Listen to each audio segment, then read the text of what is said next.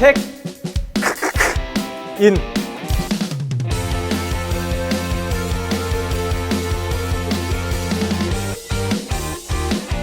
안녕하세요. 체크인 하신 여러분들 환영합니다.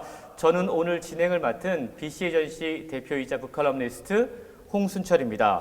그리고 오늘 출판평론가이면서 북칼럼니스트인 장동석 씨 함께 자리해 주셨습니다. 안녕하세요. 안녕하세요.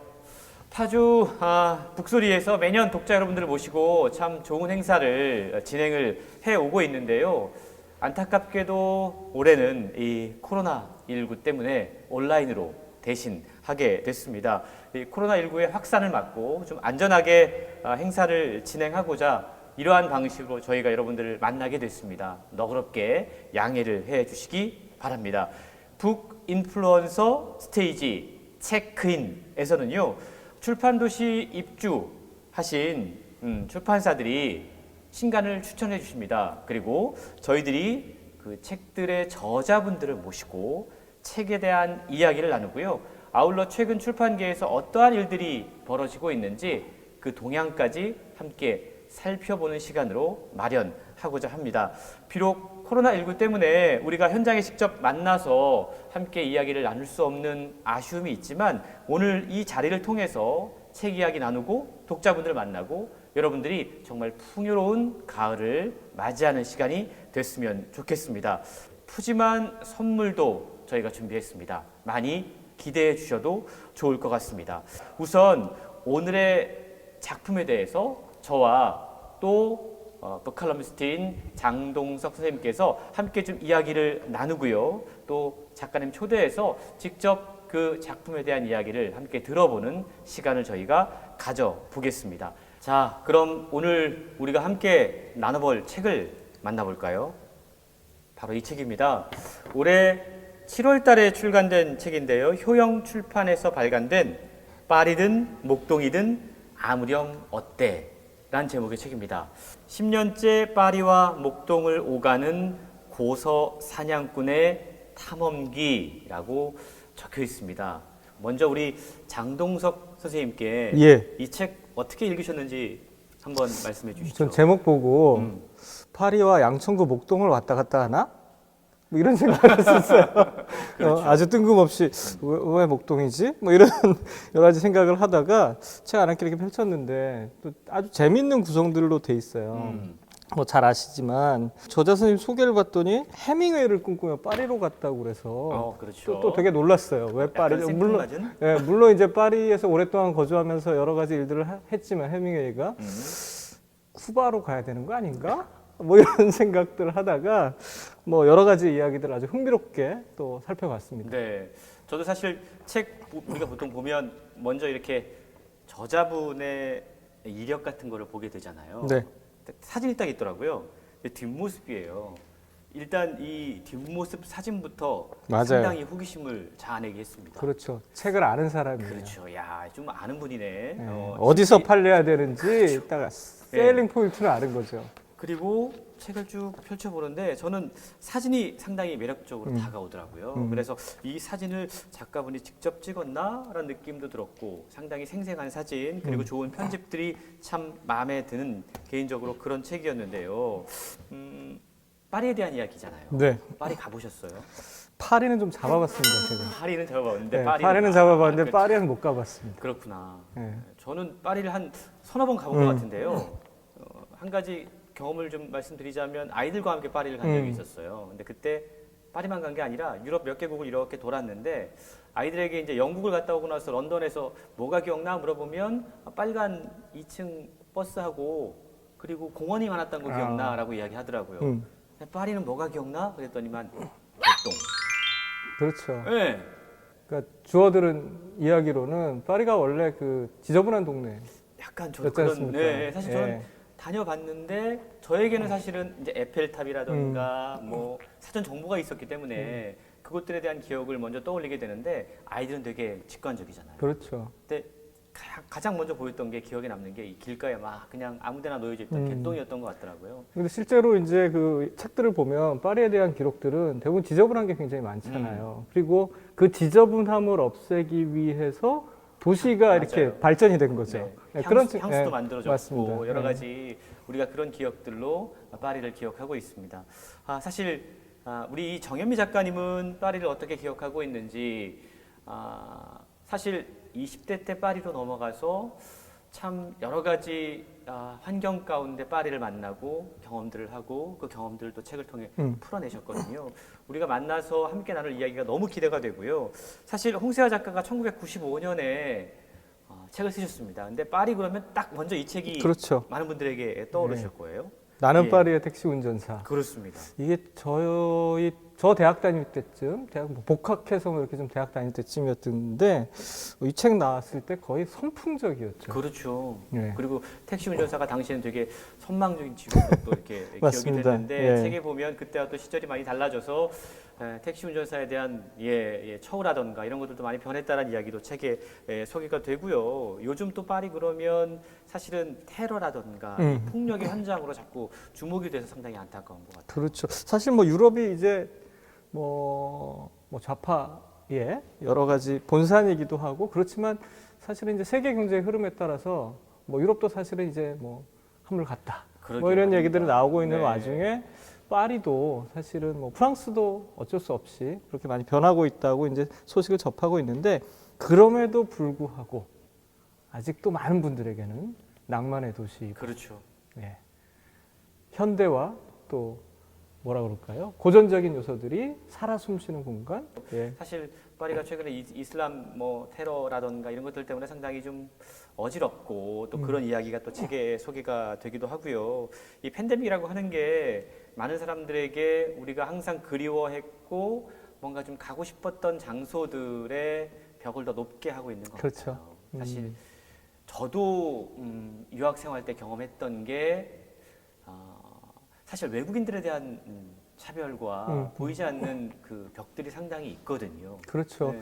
동남아시아 쪽으로 가도 외국 사람에 대한 경계심이 굉장히 크잖아요. 그렇죠. 어떤 측면에서 보자면 해외에서 사는 건 쉽지 않다. 저는 얼마 살아보지 않았지만 예, 그런 생각이 좀 들기도 그렇죠. 해요. 예. 이 관광객으로 가도 그런 게 약간씩 보이는데 사실은 그곳에서 이제 한 10년 가까이 산 분의 경험이 책에 그렇죠. 녹아 들어가 있거든요. 저는 상당히 책에서 인상 깊게 읽었던 부분이 집 구하러 다니는 그런 대목이었어요. 저도 그걸 해봤거든요. 이게 이제 방송될 즈음에 제가 이사를 해야 되거든요. 그러시군요. 지금 골치 아픕니다.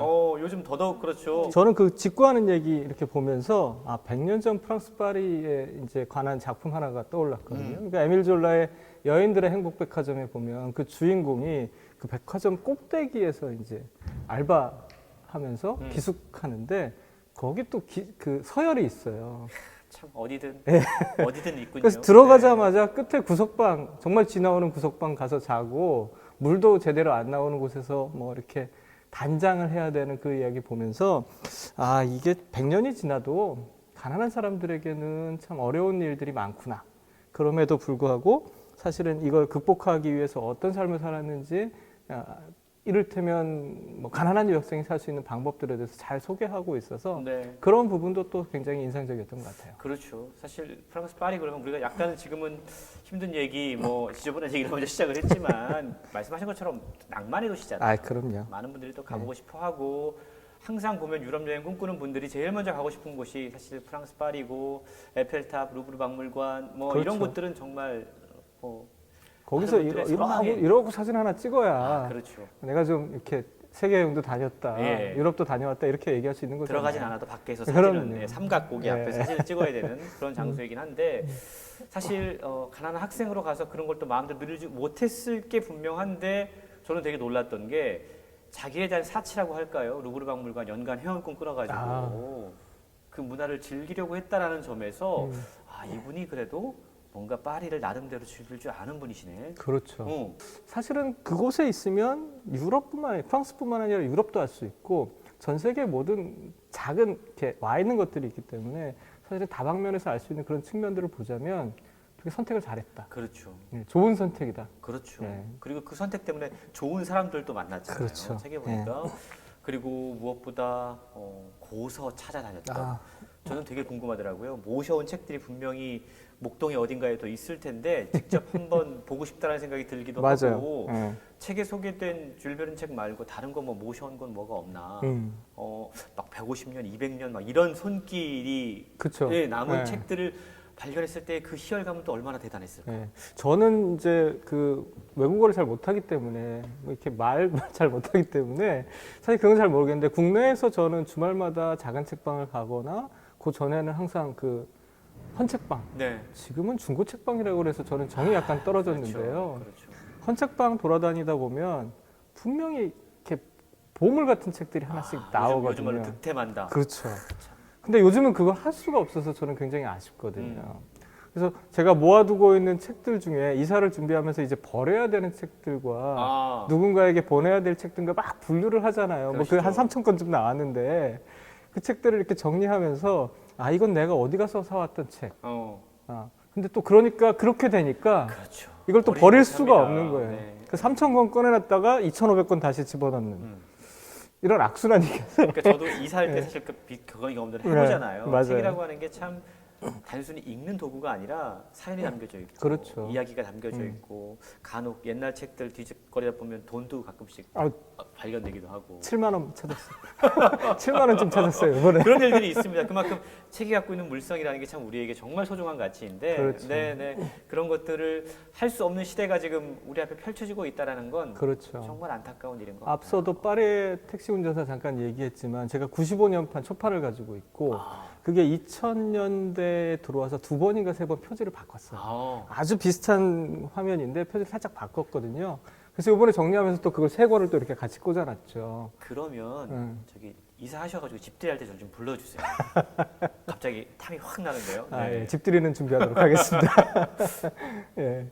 어쨌든 그런 과정 속에서 이게 유럽을 알고 싶다, 혹은 파리를 알고 싶다, 그 욕구가, 그 욕망이 사실은 굉장히 건전하게, 뭐 책이 꼭 건전한 건 아니지만 어쨌든 그런 방식으로 박물관과 책을 찾아다니면서 알아낸 유럽, 알아낸 파리, 그 굉장할 거다. 사실 여행자들이 발견하지 못하는 그런 부분들, 그리고 저자의 시선 자체가 사회학을 전공을 했습니다. 이렇게 사회학을 공부하면서 저는 상당히 흥미로웠던 게 파리라고 하는 도시가 우리가 뭐 서울이나 이런 데들은 무슨 동 이렇게 지역 구분을 하는데 숫자로 이렇게 구분을 하잖아요. 그렇죠. 도심부터 외곽으로 나갈수록 숫자가 커집니다. 네, 이 책에도 보면 그 외곽들을 이렇게 다니면서 살아야 했던 그런 이야기라던가 각 외곽에 얽혀 있는 여러 가지 또 이야기들이 소개가 되고 있어서 그런 얘기들을 듣는 정말 여행객들이 들을 수 없는 이야기들이 담겨져 있을 거다라는 기대를 하게 돼요. 그렇죠. 어쨌든 그런 기대감이 저는 이 책 처음 받고 나서 사실은 처음에 책이 좀 작아서 사이즈가 작아서 얼마나 얘기를 할 수 있을까 이런 약간의 그 뭐랄까 저하는 마음이 있었거든요.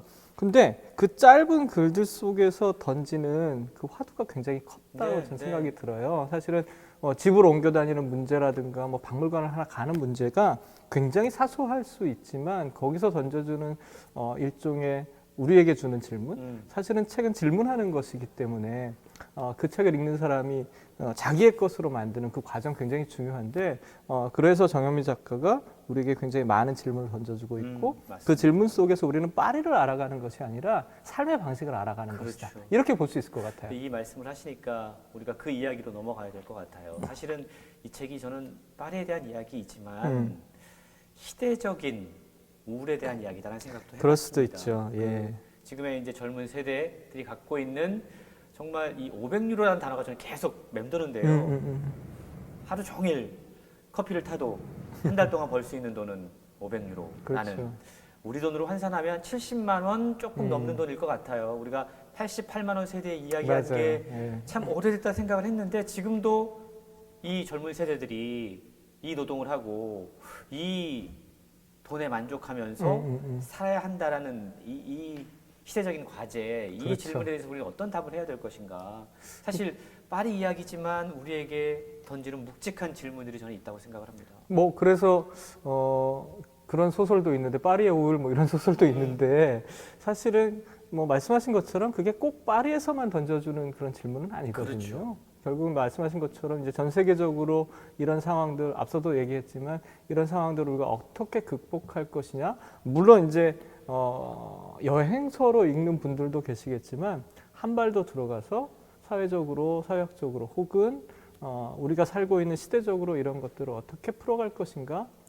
저 이런 생각 가끔 해요. 저는 이제 고전을 주로, 세계문학과 고전을 주로 이제 읽고 작업을 많이 하는데, 그래서 요즘 나오는 책은 과연 우리가 100년 후에 읽을 것이냐, 뭐 이런 고민들을 좀 하게 되는데, 어쨌든 말씀하신 것처럼 지금 이 시대의 담론을 가장 잘 풀어놓는 책들이 몇 권 나올 거라는 그렇죠. 거죠. 네. 그런 범주 안에 들어갈 수도 있겠다. 뭐 그런 생각도 좀 해봤어요. 네. 사실 결국 저자가 파리에 대한 이야기를 썼고요. 목동으로 돌아오셨어요.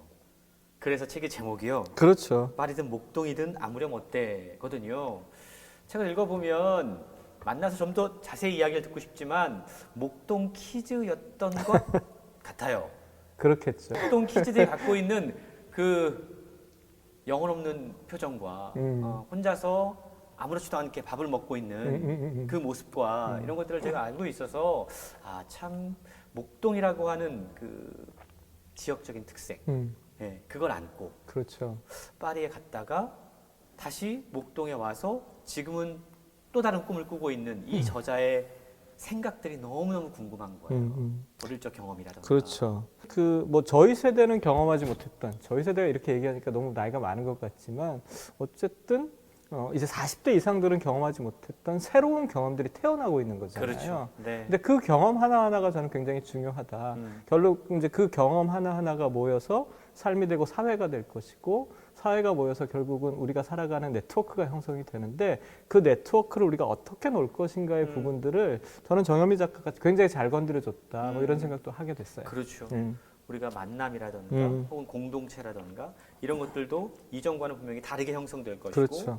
또 정유미 작가가 지금 목동에서 조그만 카페를 시작을 했고 거기서 또 시작되는 여러 가지 만남과 또 모임과 그렇죠. 이런 것들은 또 어떠한 식으로 형성이 될 것인가, 이런 부분들이 또 그들 세대에게 있어서는 과거 우리 세대와는 또 다른 여러 가지 유대감들을 만들어낼 것이고, 그렇죠. 공동체 의식들을 만들어내지 않을까라는 생각을 해보게 됩니다. 그러니까 젊은 세대 혹은 저희도 이제 마찬가지지만 네트워크 속에 들어와서, 특히 랜선 안으로 들어와서 이 친구들은 얼마나 빠르게, 얼마나 다르게 그 관계들을 발전시켜가고 있는가, 이런 부분들도 사실은 유심히 좀 살펴볼 필요가 있겠다. 그렇죠. 그런 다름 속에서 우리가 어떻게, 사실은 책을 통해서 배울 수 있는 가장 유익한 점은 다름을 배울 수 있고, 그렇습니다. 결국 이제 책의 목적은 다양성의 확보인데, 그런 면에서 본다면 정유미 작가의 이 파리든 목동이든 아무렴 어때는 굉장히 새로운 삶을 보여주는 하나의